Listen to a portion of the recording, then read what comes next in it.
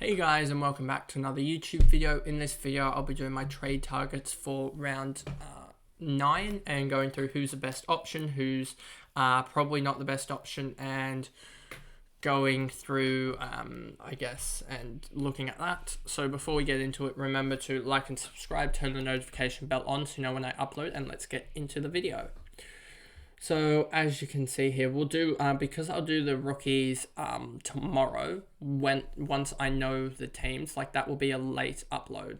Both of those will be post 3 p.m. I'm pretty sure, as those will be late uploads. And so I think we can skip ahead. Basically, we have one guy to talk about here, I'm pretty sure. If I go to last round, Williams is the one guy I think we need to talk about in the in this segment. And if I make this larger, because I always make it smaller, he has the favourable matchup against North, and then goes Melbourne, Richmond, Hawks. So he has 3 of his favourable 4 in the next couple of weeks. And if we look at the AFL teams, not announced, it's gone on to a different tab. That's brilliant. AFL teams, and stop that. Here we go. And we look back at round 8 and we see, where did they play? They were here. We'll see here that he was on the interchange bench. That really doesn't help. So let's go to DFS Australia, as that helps. And let's go to...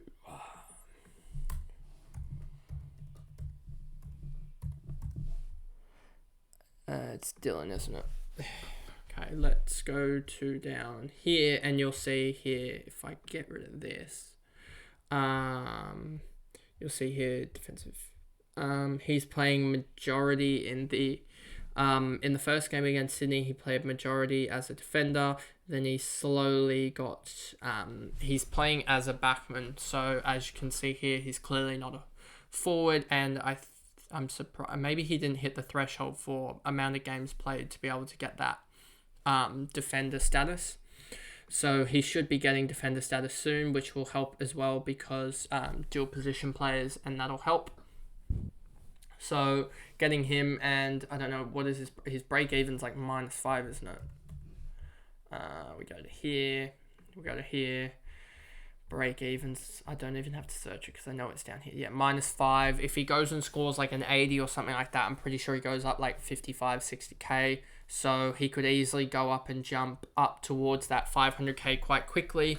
And then you can use like a Wilmot or a Cowan and Cash to be able to get him up to a 700k guy, or I could use like a Samson Ryan or something else like that.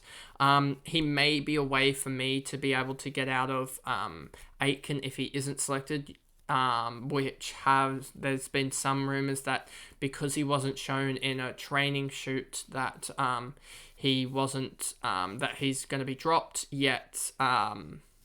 So I just don't believe in that as much, because there's so many factors there that he hasn't been named on the injury list as Aitken. So I don't think it's a bad option if you decide to trade him in, as you can always trade him out when we know teams tonight. So this segment could be null and void if he is dropped, but I don't think he will be dropped, as if you actually look at the stats from that game, Aitken wasn't terrible. Like, yes, he was bad, but a lot of those turnovers came from kickouts, and a lot of other people like McPherson, and I'm pretty sure some other people had 5, 6, 7 turnovers as well. So it wasn't just Gold Coast. And if you look at his first game, he had something like 2 or 3 turnovers. I'm pretty sure 1 clanger and 84% kicking efficiency. So I think a lot of people are looking into this one game and being like, they're dropping him off this Seoul game, when he had a really good game the week before. And he also put up better fancy numbers as well off that week. So I think we'll know tonight, but obviously we'll know tonight if Aitken is dropped as their final teams come out. But I don't expect him to be dropped. I think there's probably about a 30% chance that he drops. But I don't know who they're going to bring in, as Weller is out and Ballard already plays. So you're going to bring in Orland, a young guy who in his second or third game he had a shocker not getting on the ball, but I'm pretty sure his turnovers were really bad in that game as well.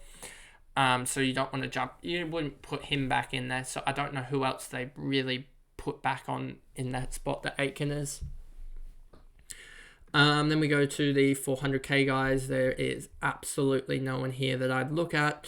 I'd monitor Erasmus, because I'm pretty sure if we look at Erasmus, I'm pretty sure his break even is 37. So you probably want another week of him doing really well, as if he goes and does well again and scores another 85, I think that's when he does have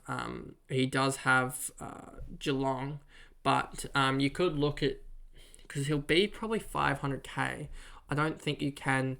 It sort of sucks. I wish he was in this position, but one more game till his bye, because then you could have his bye, and then you could just swap out like Ollie Hollins or someone else like that out after the bye, and then that'll be really good for people to get other people. Like, you can do that in the round 13 when you don't really have to trade anyone particularly for the round. For me, I don't think I'll be trading anyone. So that would be a really good option. So just look and wait for that. Then you have 500k guys. There's Horne-Francis, but I wouldn't risk on that. McInerney's score is only there because they played a kick mark type game and he had 9 marks in the end.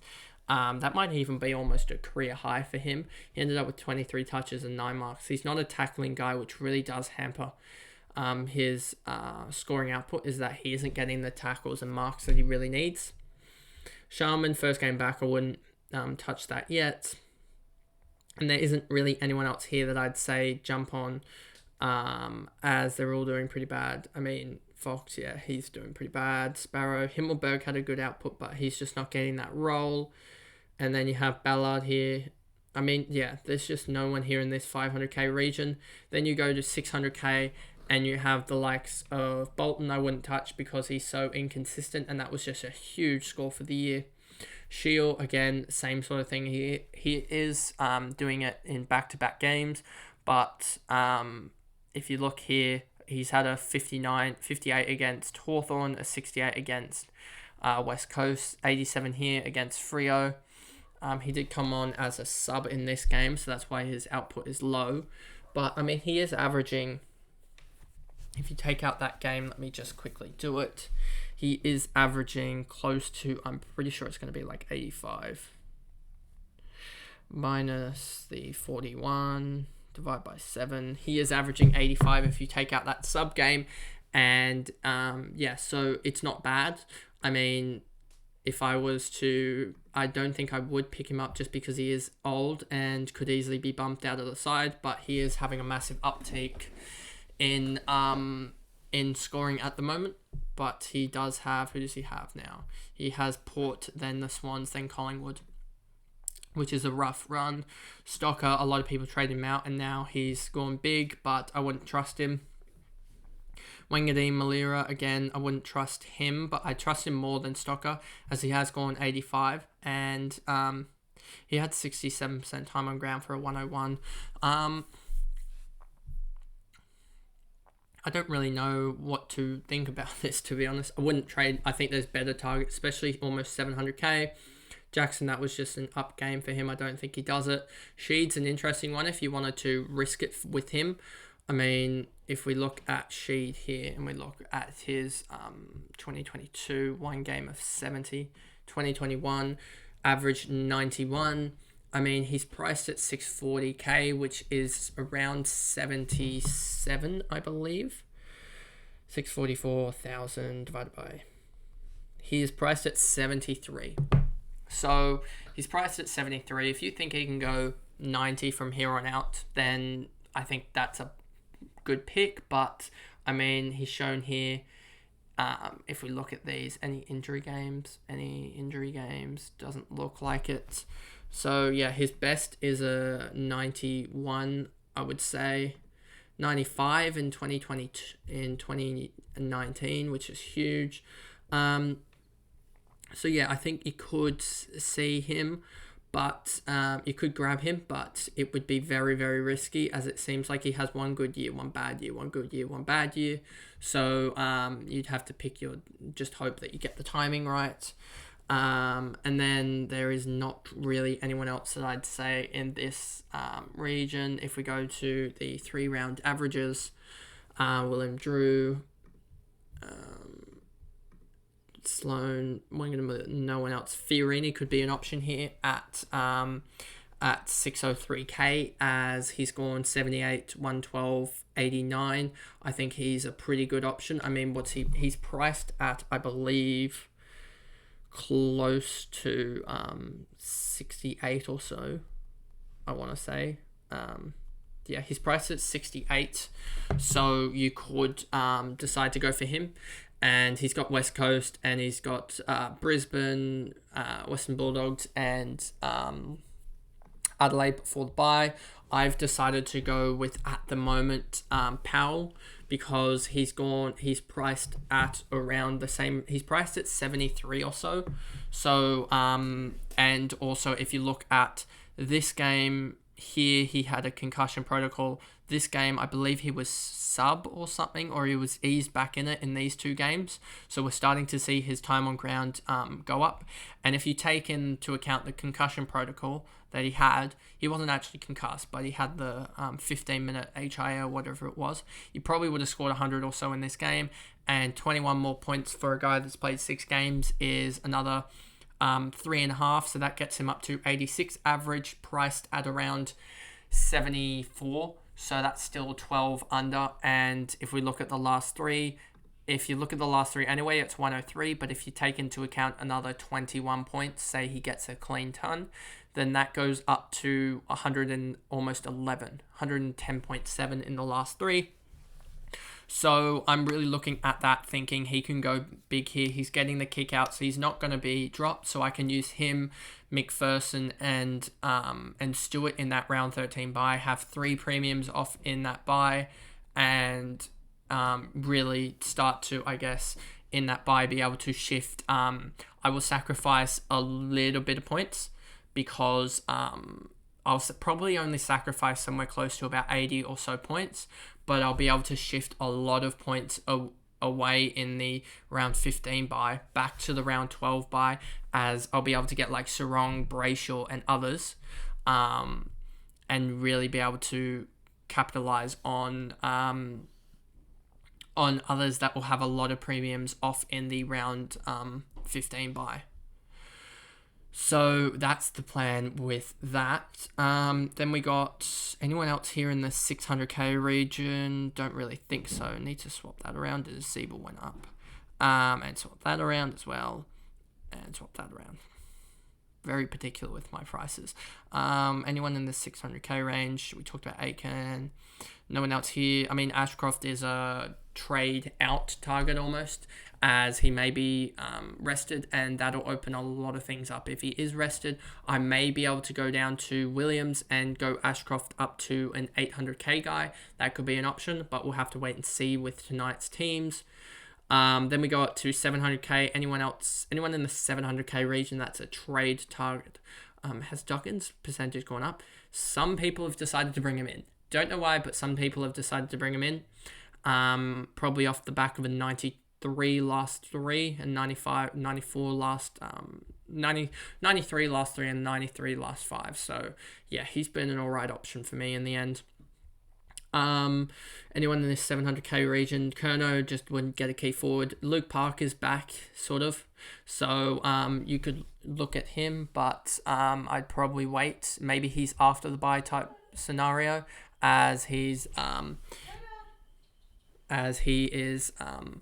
767k, so he's certainly not going to get out of reach. Toby Green was injured, so yeah. And then Hewitt, I don't think has the absolute role that we want from him, and is clearly not getting the easy chip marks that a lot of the other guys are getting, so he's not getting those 110, 120 type scores. And then you've got here Whitfield, 99, basically 100. I don't think he's back just yet. I think that is heavily inflated from this 130, so I don't think you should pick him up just yet, especially looking at the buys and him being round 15. Anyone else here? Hayden Young's an interesting one. Maybe he can pick up some form before the bye, get up to around that 830k, and then pick him up after the bye, as it seems like he's starting to get back to what we want from him. I think he could easily put up. Who does he have this week? He has the Swans, SCG smaller grounds. He's gonna struggle this round. I think. I don't think he puts up. I think he probably puts up an 85 or so. They might even tag him with Ryan Clark, to be honest with you, or they'll tag. I don't think they'll tag either Ryan or Young with Clark.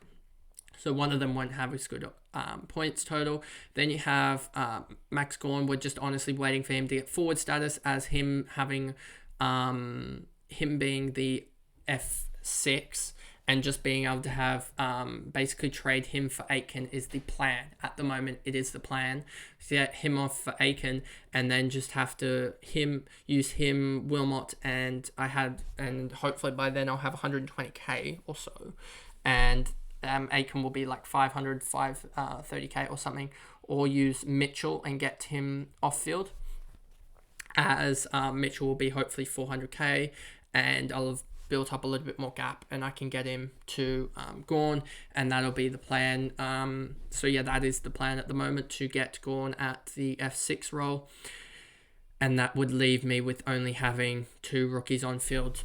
I'm hoping by post-buy I can have it down to 6 premiums in the forward, defense, and in the ruck department, and to have to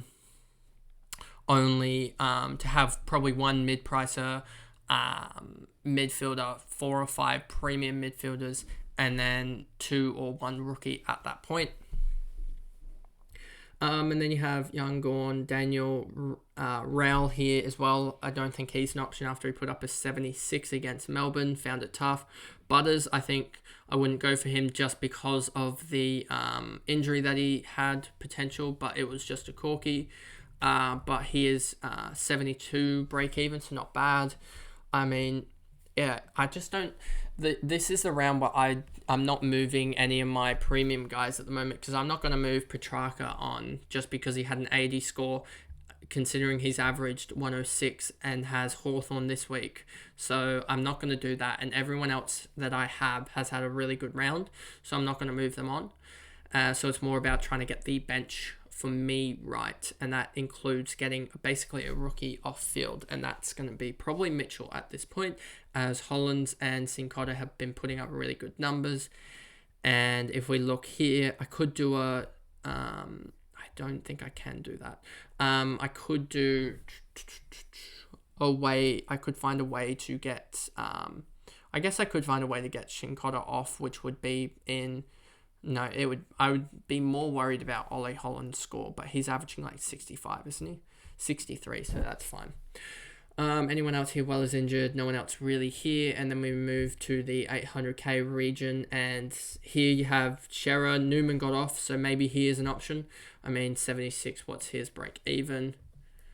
That would be a very, very risky plan to get Newman. His break even is 82. And has gone, 119 in the last 3 and 104 in the last 5. He's gone 83, 77, 119, 164, 76. So I wouldn't be getting him. I would be looking more at the likes of Akers, who is a wingman, and Shearer, who's on ball at the moment, doing absolutely great. So I'd be looking at Shearer. What's his own? He is a good pod. And Akers is 0.76. What's Newman? 1.42. I'm surprised that they're this lowly owned, but I think it's because there's so many other round 15 guys that if they were around 14, I think they would be like 5 or 6% owned each. Then you have Jaden Short here, another guy. I think is he round 15? Let's look. Round 15, yeah, so I wouldn't be going for him. Hall isn't playing.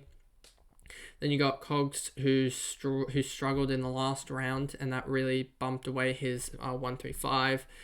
Cripper is struggling a little bit, as he's not even averaging 100 this year. Then you got Tim Kelly, 96. Luke Ryan, I think, will struggle, and Jake Lloyd has had a couple of good games in a row from memory. Yep, and he's looked back to his Seagull 96 type best. Sicily is struggling as well, down to 94. And there's no one else really here that I'm looking at. And then 900k, you got Brayshaw. Walsh has looked really good, but I think he's almost out of reach now. Then you got Noah Anderson almost out of reach, and I think soon, Tuke's still a long way away, but Noah Anderson could be a really good pickup. He's 3.4% owned. Brayshaw, 33% owned. That's getting high. Then you have Rory Laird. I looked at if Ashcroft is out. I looked at getting him. Oliver, Parrish, Dawson, Merritt, all of these guys are really good options. Probably would lay off Steele for another week, as just let his break even, I guess, reset.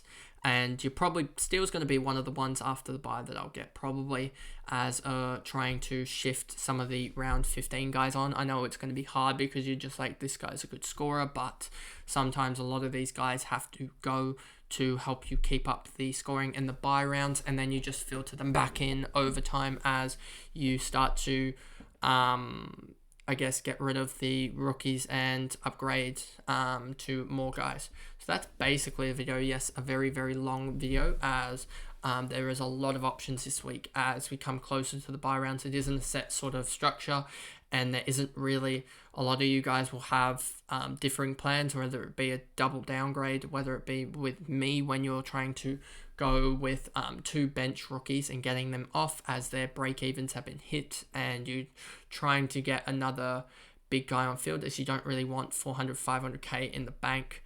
And then, yeah, a lot of you guys will be looking at also moving on, I wouldn't move on Holland, but like rookies like Ashcroft and bigger guys like Warple, and moving them on with another rookie on the bench to get another premium guy. So that's the video, and I'll see you guys in my team reveal tomorrow, and my rookie video, the cash cows, tomorrow. So I'll see you guys then. Bye.